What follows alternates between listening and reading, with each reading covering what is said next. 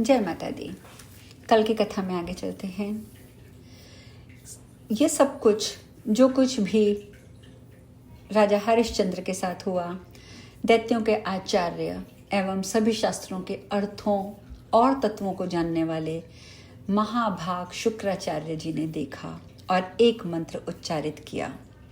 शुक्राचार्य जी बोले, अहो, सहिष्णुता की ऐसी महिमा, दान का इतना महान फल कि राजा हरिश्चंद्र ने इंद्र का लोक प्राप्त कर लिया। सूत जी बोले, इस प्रकार राजा हरिश्चंद्र के संपूर्ण चरित्र का वर्णन मैंने आप लोगों से कर दिया। जो दुखी प्राणी इस आख्यान का श्रवण करता है वह सदा सुखी रहता है। इसका श्रवण करने से स्वर्ग की इच्छा रखने वाले को स्वर्ग की प्राप्ति होती है, पुत्र की अभिलाषा रखने वाले को पुत्र की प्राप्ति होती है, पत्नी की कामना करने वाले को पत्नी प्राप्त होती है और राज्य की वांछा रखने वाले को राज्य प्राप्त हो जाता है। ये कथा सुनने के पश्चात जन्मे जी ने पूछा, हे मुने, भगवती शताक्षी के चरणों के उपासक एवं धर्मपरायण राजऋषि हरिश्चंद्र की ये बड़ी अद्भुत कथा आपने कही। हे मुने, वे कल्याणमयी देवी किस प्रकार से शताक्षी अर्थात 100 नेत्रों वाली हुई, इसका कारण बताइए। मेरे जन्म को सार्थक कीजिए। कौन ऐसा विमल बुद्धि वाला मनुष्य होगा जो भगवती के गुणों का श्रवण करके पूर्ण रूप से तृप्त हो जाए। इसे सुनने से पद पद पर अश्वमेध यज्ञ का फल मनुष्य को प्राप्त होता है। व्यास जी बोले, मैं शताक्षी की मंगल कारिणी उत्पत्ति का वर्णन करता हूँ, आप सुनिए। आप सदृश देवी भक्त के प्रति कोई भी बात मेरे लिए अवाच्य नहीं है। व्यास जी कहते हैं, प्राचीन काल की बात है। दुर्गम नाम का एक महान भयंकर दैत्य था। हिरण्याक्ष के वंश में उत्पन्न व महान दुष्ट दुर्गम रुरु का पुत्र था। देवताओं का बल वेद है। उस वेद के नष्ट हो जाने पर देवताओं का भी नाश हो जाएगा, इसमें संदेह नहीं। अतः पहले वही वेद नाश किया जाना चाहिए। ऐसा सोचकर वह तप करने के लिए हिमालय पर्वत पर चला गया। वहां पर मन में ब्रह्मा जी का ध्यान करके उसने केवल वायु पीकर रहते हुए 1000 वर्ष तक कठोर तपस्या की। उसके तेज से देव दानव सहित समस्त प्राणी संतप्त हो उठे। तब उसके तप से प्रसन्न होकर विकसित कमल के समान सुंदर मुख वाले चतुर्मुख भगवान ब्रह्मा हंस पर आरूढ़ होकर उसे वर देने के लिए वहां गए। नेत्र मूंद कर समाधि की स्थिति में बैठे हुए उस दैत्य से 4 मुख वाले ब्रह्मा जी ने स्पष्ट वाणी में कहा, तुम्हारा कल्याण हो।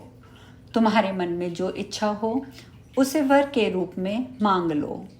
वरदाताओं का स्वामी, मैं तुम्हारी तपस्या से प्रसन्न होकर इस समय उपस्थित हुआ हूँ। ब्रह्मा जी के मुख से ये वाणी सुनकर वह दैत्य समाधि से उठ खड़ा हुआ और उसने पूजा करके वर मांगते हुए कहा, हे सुरेश्वर, मुझे सभी वेद देने की कृपा कीजिए। साथ ही महेश्वर, तीनों लोकों में ब्राह्मणों और देवताओं के पास जो मंत्र हों वे सब मेरे पास आ जाएं और मुझे वह बल दीजिए जिससे मेरे द्वारा देवताओं की पराजय हो जाए। उसकी ये बात सुनकर चारों वेदों के परम अधिष्ठाता ब्रह्मा जी ऐसा ही हो यह वचन कहते हुए सत्यलोक चले गए। उसी समय से ब्राह्मणों को समस्त वेद विस्मृत हो गए। स्नान, संध्या, नित्य होम, श्राद्ध, यज्ञ, जप आदि का लोप हो गया, जिससे भूमंडल में बड़ा हाहाकार मच गया। ब्राह्मण आपस में कहने लगे, ये क्या हो गया, ये क्या हो गया। अब इसके बाद वेद के अभाव की स्थिति में हम लोगों को क्या करना चाहिए। इस प्रकार जगत में अत्यंत भयंकर तथा घोर अनर्थ उत्पन्न होने पर विभाग न मिलने के कारण सभी देवता जरा रहित होते हुए भी जरा ग्रस्त हो गए। तब उसमें देवताओं की नगरी अमरावती को घेर लिया। देवता गण व्रज के समान शरीर वाले उस दैत्य के साथ युद्ध करने में असमर्थ हो गए। अतः भागकर वे देवता पर्वत की कंदराओं और सुमेरु पर्वत की गुफाओं में स्थान बनाकर परम शक्ति स्वरूपा पराम्बिका का ध्यान करते हुए रहने लगे। हे राजन, अग्नि में हवन आदि न होने के कारण वर्षा का भी अभाव हो गया। वर्षा के अभाव में भूतल शुष्क तथा जल विहीन हो गया। कुएं, बावलियां, तालाब, नदियां सब सूख गए। हे राजन, यह अनावृष्टि 100 वर्षों तक बनी रही, जिससे बहुत सी प्रजाएं और गाय, भैंस आदि पशु मर गए। इस प्रकार घर घर में मनुष्यों के शवकों के ढेर लग गए। इस प्रकार अनर्थ के उपस्थित होने पर शांत चित्त वाले वे ब्राह्मण कल्याण स्वरूपिणी जगदम्बा की आराधना करने के विचार से हिमालय पर्वत पर जाकर समाधि, ध्यान और पूजा के द्वारा भगवती को निरंतर प्रसन्न करने लगे। वे निराहार रहते हुए एकमात्र उन्हीं भगवती के चित्त में लगाकर उनके शरणापन्न हो गए और उनकी इस प्रकार स्तुति करने लगे। हे महेश्वरी, हम असहाय जनों पर दया कीजिए। हे जगदम्बिके, समस्त अपराधों से युक्त हम लोगों पर कृपा न करना आपके लिए शोभनीय नहीं है। सभी के भीतर निवास करने वाली हे देवेश्वरी, आप अपना कोप दूर कीजिए। आप प्राणी को जैसी प्रेरणा देती हैं वैसा ही वह करता है। इस मानव की अन्य गति है ही नहीं। हे महेश्वरी, आप बार बार क्या देख रही हैं? आप जैसा चाहें वैसा करने में पूर्ण समर्थ हैं। हे महाशानी, इस उत्पन्न हुए घोर संकट से हमारा उद्धार कीजिए।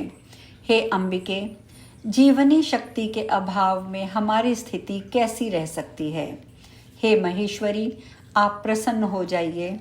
हे जगदम्बिके, आप प्रसन्न हो जाइए। अनंत कोटि ब्रह्मांड की अधीश्वरी, आपको बार बार नमस्कार है।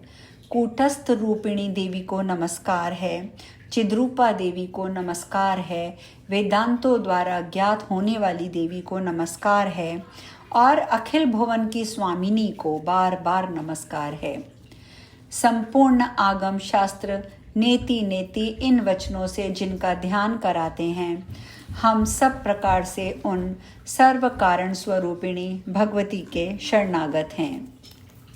इस प्रकार ब्राह्मणों के प्रार्थना करने पर समस्त भुवन शासन करने वाली भगवती भुवनेशी महेश्वरी पार्वती उन्हें अनंत नेत्रों से युक्त अपना रूप दिखाने के लिए पहुंच गईं।